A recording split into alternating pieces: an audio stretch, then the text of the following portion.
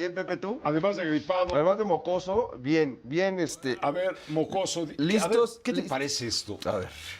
INE anuncia esquema de trabajo remoto Sí. durante el Mundial 2026. Como si hubiera pandemia. ¿Qué te parece? Van a dejar de asistir a las oficinas centrales allá por el sur de la Ciudad de México desde el día Desde el 1 de junio. 1 de junio al 12 de julio. O sea, al 12 mes de y julio. medio. Sí. Eso lo anunció Claudia Ivette Espino, la secretaria ejecutiva. ¿Por qué? Porque dicen que va a estar Pues muy porque va a ser pesado. muy complicada la movilidad en el sur de la Ciudad de México. Tú sabes que el Instituto Nacional Electoral está muy cerca del Estadio Banorte, ¿no? Sí. O el Estadio Ciudad de México. Sí. Para el Mundial está a unos cuantos metros, enfrente prácticamente del Estadio Banorte. Entonces los consejeros no se Como a un quieren kilómetro. despeinar. Y entonces pues va a ser muy difícil llegar. ver, vamos a Línea. poner Mira, como lo dijo. Escucha lo Escuche que usted. dijo Claudia Claro. Ivette Espino. Por esa razón, y atendiendo también las recomendaciones y solicitudes realizadas por las autoridades de la Ciudad de México a instituciones públicas como privadas, el INE implementará temporalmente un esquema de trabajo remoto o también conocido como home office para parte del personal que labora en oficinas centrales y algunas áreas del centro del país. Esta medida estará vigente del 1 de junio al 12 de julio de 2026. Quiero decirlo con toda claridad. Esto no significa detener actividades, ni mucho menos disminuir nuestro compromiso institucional. El INE seguirá trabajando con normalidad y a plena capacidad en todo el país. Bueno, esto es básicamente lo... Pues nada más que no les han avisado que el Mundial empieza el 11 de junio. Pero pues se Es decir, toman 10 días después antes. de que se van a home office. Y el último partido que se va a jugar en la Ciudad de México, que se va a disputar en la Ciudad de México, se va a llevar a cabo el 8 de julio. Es decir, 5 días antes de que regresen a las oficinas del Instituto Nacional Electoral. Además, Pepe, son 5 los juegos que se van a llevar a cabo en la Ciudad de México. El único que se disputa en horario laboral es el del 11 de La junio. inauguración. El de la inauguración que se va a llevar a cabo a la 1 de la tarde. Será a la 1 de Mira, la tarde, sí. la ceremonia inaugural que es previa al partido va a empezar tipo 11 y media de la mañana. Será 1 hora y media más o menos de inauguración. Termina el partido, a las 3 de la tarde termina todo. Está bien, a lo mejor ese día es complicado. ¿Los demás son en la noche? Bueno, ya sabes que pretextos no faltan. Oye, Primitivo, tú tuviste oportunidad de estar Sí. cerca de Lidia Cacho, Sí. periodista admirada, a quien le enviamos, por supuesto, muchos saludos, luchona, activista. Ella tuvo que irse del país, estuvo secuestrada un tiempo por el gobernador precioso, el gober precioso. El ¿te gol acuerdas? precioso por Mario Marín, después de publicar aquel libro de los demonios del Edén, donde revelaba, ¿te acuerdas? Una red de trata de personas, en donde pues, estaba involucrado Mario Marín y los personajes principales eran él, Kamel Nassif, ¿recuerdas bien? Y Sucarcuri. y Jan Sucarcuri, ¿no? sí. Una red de trata Poderosa, de personas de gente de poderosísima. mucho dinero. Así es.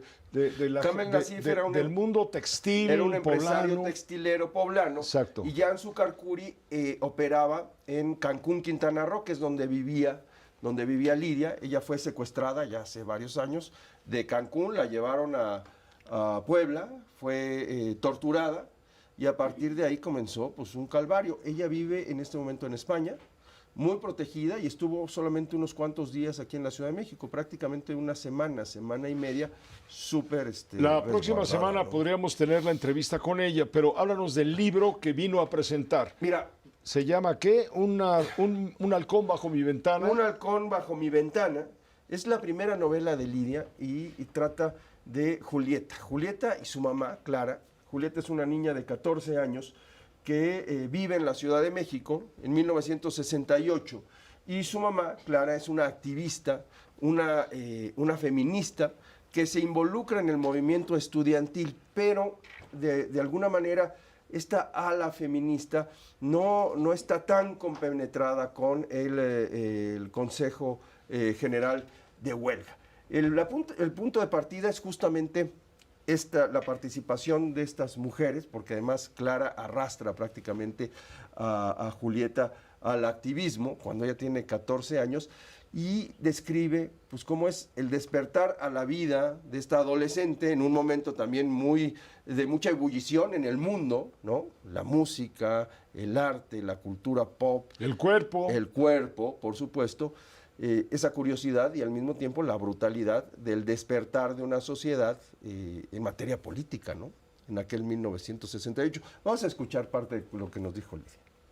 Bueno, pues es un ejercicio absolutamente imaginativo en un contexto real, ¿no? Es decir, no es propiamente una novela histórica ni de broma, porque tiene todas las licencias literarias que una se puede tomar, que además es profundamente divertido después de 30 años de estar obsesionada con la realidad, con la verdad y con el fact-checking, poder atreverte a navegar por la ilusión de un mundo posible, imaginarte grupos, mover a la gente dentro de la historia de la manera que te da la gana.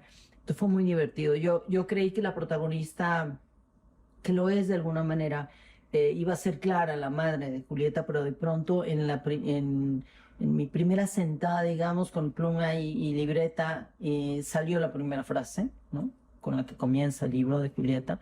Dije, aquí está, es su voz, ¿no? Iba a ser esta combinación de primera y tercera persona entre la madre y la hija, y decidí que no iba a ser así, porque tenía que ser así, esa mirada del azor y el descubrimiento, que me parece que es muy potente en todas y todos nosotros, ¿no? En la adolescencia es esa edad en la que creemos que somos capaces de cualquier cosa, no tenemos noción del riesgo, no lo podemos medir, y por otro lado, creemos que todo es posible.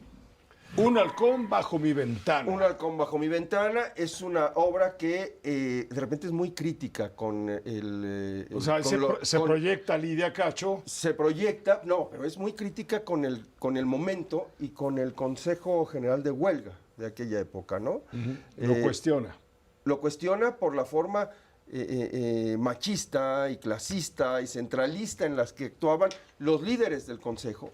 E incluso también critica cómo muchos de los que fueron líderes y generan esta narrativa heroica, esta narrativa épica en torno al movimiento del 68, pues se convirtieron en otra cosa, se convirtieron en una especie de aristocracia, ¿no? Que aún ahora pues viven de aquellas historias. De aquellas viejas glorias. La semana que entra, ojalá podamos tener ya una conversación con ella, pero más sobre la situación, cómo la está viendo en la distancia del país. Originalmente habíamos pactado la entrevista para hablar del libro, que además está muy entretenido y muy bueno. Es que, hombre. Y te sigues, y cuando la cuestiono sobre el tema de cómo está viendo el país, ella tiene un análisis muy interesante, muy puntual y muy duro de qué está pasando con la seguridad en México, con estas relaciones con el crimen organizado y qué ha pasado con los servicios de inteligencia del país en los últimos años, a partir del sexenio de Andrés Manuel López Obrador, una dicotomía muy interesante sobre cómo le entregó tanto poder a las Fuerzas Armadas, pero al mismo tiempo comenzó a desmantelar secciones, áreas muy sensibles, ¿no? de inteligencia. Entonces eso lo vamos a presentar la próxima semana, si te parece. Aquí te esperamos y que te cures de la gripa, claro. Ahí andaremos. Con con el triunfo de los Pumas, ¿no?